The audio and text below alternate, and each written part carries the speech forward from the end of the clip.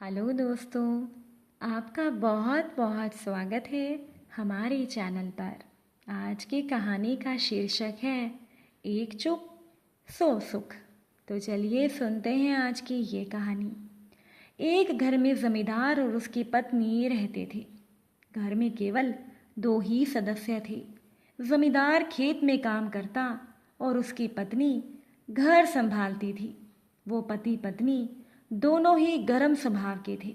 छोटी छोटी बातों पर उन दोनों में बड़ी बहस हो जाया करती थी। कभी कभी तो घर में बना हुआ खाना भी बेकार हो जाता था। अब एक दिन जमींदार की पत्नी अपनी रिश्तेदारी में गई। उसे वहाँ एक बुजुर्ग महिला मिली। बातों ही बातों में जमींदार की पत्नी ने उस बुजुर्ग महिला को कहा कि मेरे पति का स्वभाव बहुत ही चिड़चिड़ा है। वो हर बात पर मुझसे लड़ते ही रहते हैं। तब उस बुजुर्ग महिला ने जमींदार की पत्नी से कहा, ये कोई बड़ी बात नहीं है। ऐसा तो हर एक घर में होता ही रहता है। मेरे पास इसके लिए एक अचूक दवाई है। जब कभी भी तुम्हारा पति तुम्हारे साथ लड़े तो तुम इस दवा को अपने मुंह में रख लेना। इससे तुम्हारा पति अपने आप चुप हो जाएगा। बुजुर्ग महिला अपने घर के अंदर गई, एक शीशी भर कर ले आई और जमींदार की पत्नी को वो दवाई दे दी। अब जमींदार की पत्नी ने घर आकर दवाई की परीक्षा करनी शुरू कर दी।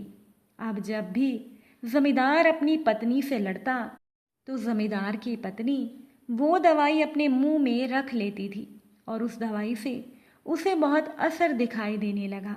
जमींदार का अपनी पत्नी से लड़ना झगड़ना बहुत कम हो गया। ये देखकर जमींदार की पत्नी बहुत खुश हुई। वो खुशी खुशी उस बुजुर्ग महिला के पास गई और कहने लगी, आपकी दवाई तो काम कर गई। अब मेरे पति पहले की तरह गुस्सा नहीं करते और ना ही मुझसे लड़ते हैं।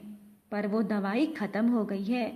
आप वो दवाई मुझे फिर से दे दीजिए।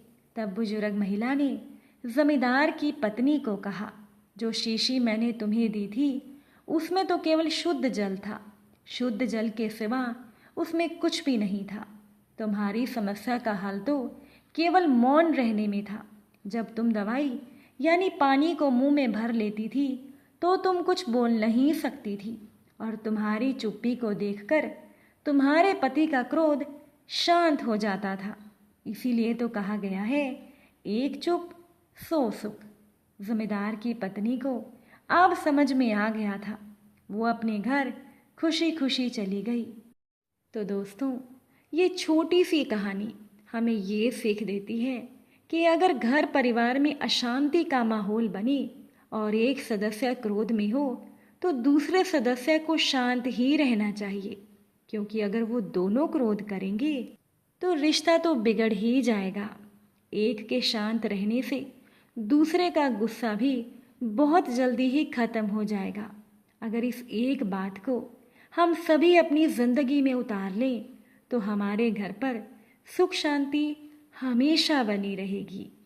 आप सभी को हमारी आज की ये कहानी कैसी लगी, अपनी राय कमेंट द्वारा ज़रूर बताइएगा। कहानी सुनने के लिए आप सभी का बहुत बहुत धन्यवाद।